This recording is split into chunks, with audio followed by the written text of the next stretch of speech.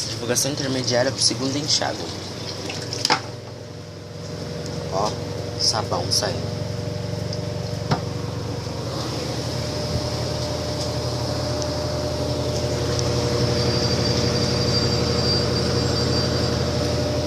(730 RPM). O sabão Tixan, né? Fazer o quê? Tirei o filtro.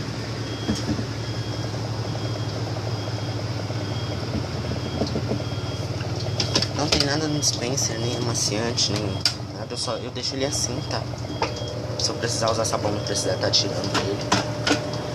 Mas geralmente eu taco tudo aqui em cima, na roupa mesmo.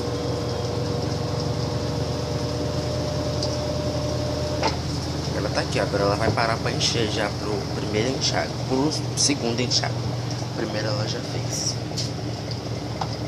Vou fazer o segundo enxágue agora com amaciante. Vou usar push. Tem um pouquinho dele diluído aqui ainda, eu vou usar ele.